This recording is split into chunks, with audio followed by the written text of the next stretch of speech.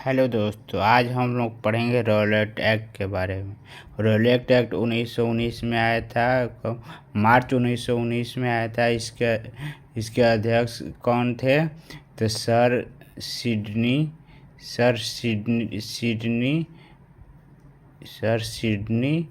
Rowlatt. इस act को लाने का मेन मकसद क्या था? उन लोग का उद्देश्य क्या था? उद्देश्य था कि वे ये भारत में उभर रहे राष्ट्रीय जन आंदोलन को या क्रांतिकारी आंदोलन को क्या था? कुचलना था। उनका उद्देश्य था। इस एक्ट के तहत ये अंग्रेज सरकार क्या करता था? जिसको चाहे उसको बिना मुकदमा चलाए अपने संदेह पर किसी को भी जेल में कैद कर देती थी। इस रॉलेट एक्ट को लोग क्या कहते थे? ये बिना अपील बिना वकील और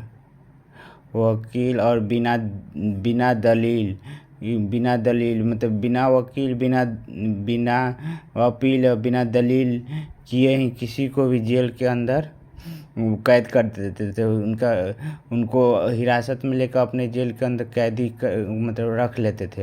ये इनको यहाँ इसको गांधी जी ने रॉलेट एक्ट को गांधी जी ने काला कानून कहा। क्या कहा? काला कानून। क्योंकि इस कानून का कोई मकसद ये क्या था? मेन मकसद था भारत में जो भी उभर रहा था राष्ट्रीय जन आंदोलन उसको बंद करना था, उनको कुचलना था। वे जिसको चाहते उसको बिना ट्रायल कोई भी रीजन बिना बताए जेल के अंदर कैद कर देते थे इस एक्ट के तहत। और ये इस एक्ट के तहत ये बिना अपील बिना वकील बिना दलील जिसको मन किया उसको ये अपने नज़रबंद करके जेल में डाल देते थे। उस समय गांधी जी क्या बोले थे कि ये काला कानून है। और इसके रॉलेट एक्ट के विरोध में ये गांधी जी क्या किए?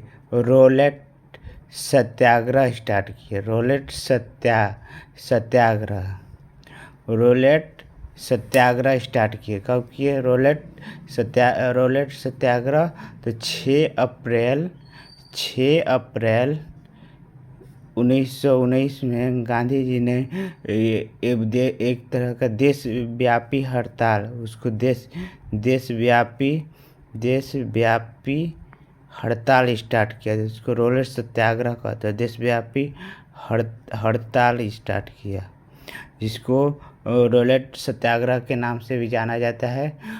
सारा इंडिया में एक स्ट्रगल स्टार्ट करने के लिए देशव्यापी हड़ताल स्टार्ट कर दिए। इसमें ये इनका मेन मतलब बिना ये सच को सामने मतलब जो गलत है, रॉलेट एक्ट गलत था। बिना किसी को रीजन बताए सब किसी को भी अंदर डाल दिया जाता था। इसी के चलते हुए गांधी जी क्या बोले कि ट्रूथ के साथ सच या नॉन वायलेंस के आधार पर हम अहिंसा के आधार पर हम इस सत्याग्रह को हम स्टार्ट करेंगे। रॉलेट सत्याग्रह ये हम सच को सामने लाएंगे, बताएंगे कि ये गलत है और अहिंसा बिना मार काट किए ही हम इसको सत्याग्रह को चालू करेंगे।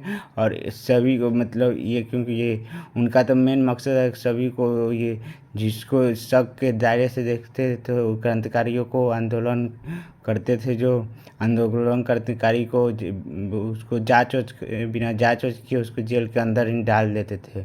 इस कानून को हम लोग क्या बोलते थे? काला कानून। तो गांधी जी ने स्टार्ट किया था कि इसको मतलब सच या अहिंसा के आधार पर ये स्टार्ट किए थे। इसकी जो ये रॉलेट सत्याग्रह था या सत्याग्रह सभा बोलिए, रॉलेट सत्याग्रह या सत्याग्रह सभा। तो इसका सदस्य उस समय कौन थे? सदस्य थे होम रूल जो स्टार्ट हुआ था ना 1916 में। Home rule league home ruling आंदोलन के जो सदस्य ज़्यादा थे, सदस्य उसमें ज़्यादा जुड़े थे। और इस महात्मा गांधी को क्या किया गया था, जब ये ज़्यादा देखे थे कि ये सत्याग्रह ज़्यादा मतलब तेज़ी से बढ़ रहा है, तो महात्मा गांधी को दिल्ली दिल्ली और पंजाब जाने का प्रतिबंध लगा दिया गया था। क्या किया गया था, प्रतिबंध लगा दिया गया था। और ये पंजाब में हर जगह चारों तरफ ये देशव्यापी चारों तरफ हड़ताल फैल गया था। पंजाब में ये हड़ताल ये सत्याग्रह का मेन केंद्र था। पंजाब सत्याग्रह का केंद्र बनाया गया था। वहाँ पे लोकल नेता थे सैफुद्दीन किचलू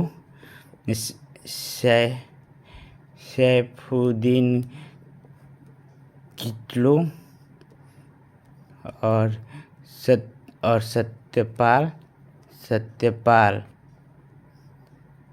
सत्यपाल दोनों को क्या किया गया था, क्या किया गया अंग्रेज सरकार को देखे कि ये तो ज़्यादा बढ़ रहा है ये आंदोलन। तो ये पंजाब के लोकप्रिय नेता जो थे वहाँ के सैफुद्दीन किचलू और सत्यपाल मलिक, तो उसको 9 अप्रैल 1919 में गिरफ्तार कर लिया गया था। और इनको गिरफ्तार करके इनको जेल में बंद कर दिया गया, जिसके कारण और ज़्यादा वहाँ के आदमी एकदम उग्र हो गए थे और चारों तरफ मार धाड़ एकदम कानून फैला दिए थे। चारों तरफ हड़ताल होने लगा था, एकदम मार काट पुलिस को भी मारने लगे थे। तो वहाँ पे पंजाब में वो डायर जो थे वहाँ पे कर्फ्यू लगा दिए। ये रॉलेट एक्ट जो था 1919 मार्च 1919 में स्टार्ट हुआ था। और इसका अध्यक्ष कौन थे, सर सिडनी रॉलेट लेकर आए थे उसको।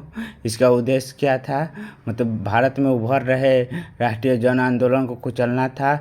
जिसको चाहते उसको बिना मुकदमा चलाए ही जेल के अंदर कैद कर देते थे। और ये गांधी जी ने क्या कहा था, इसको काला कानून किसने कहा था, तो गांधी जी ने। और बिना अपील, बिना वकील, बिना दलील अन्य लोगों ने भी इसका अलग अलग तरीके से सब इस रॉलेट एक्ट को अपने तरीके से बता रहे थे। ये देशव्यापी हड़ताल था, मतलब ये ऑल इंडिया स्ट्रगल था। जैसे इससे पहले भी सत्याग्रह हुआ था, चंपारण सत्याग्रह हो गया, अहमदाबाद मिल मजदूर आंदोलन हो गया, खेड़ा सत्याग्रह। तो ये सब रिलीजियन बेसिस पर ये आंदोलन वो सब था, सत्याग्रह था। ये आंदोलन क्या हो गया था, रॉलेट एक्ट देशव्यापी, मतलब देश चारों तरफ फैल गया था ये सत्याग्रह। ये और सब जो आंदोलन था, खेड़ा आंदोलन, ये तो खेड़ा गुजरात में ही था। अहमदाबाद मिल मजदूर आंदोलन जो था, अहमदाबाद जो है गुजरात में, वहीं चंपारण सत्याग्रह जो चंपारण जो बिहार में 1917 में जो हुआ था, वो तो वहीं तीनकठिया प्रथा को समझ, मतलब वो तो रिलीजन अपने इलाके के ही में था। ये जो था रॉलेट एक्ट था, लेकिन ये क्या था, देश भी अब चारों तरफ फैल गया था। क्योंकि किसी को हर जगह ये अंग्रेज सरकार जिसको जहाँ से किसी को उठाकर बंद कर देते थे, क्योंकि उनका मकसद क्या था, क्रांतिकारियों को या राष्ट्रीय जन आंदोलन को लोग क्या करना था, आंदोलन को मेन कुचलना, बंद करना था। इसीलिए रॉलेट एक्ट लेकर आए थे। ये कब ले आए थे, मार्च 1919 में सर सिडनी रॉलेट के द्वारा। और गांधी जी ने इसके विरुद्ध में क्या किए थे, रॉलेट सत्याग्रह स्टार्ट किए थे 6 अप्रैल 1919 में।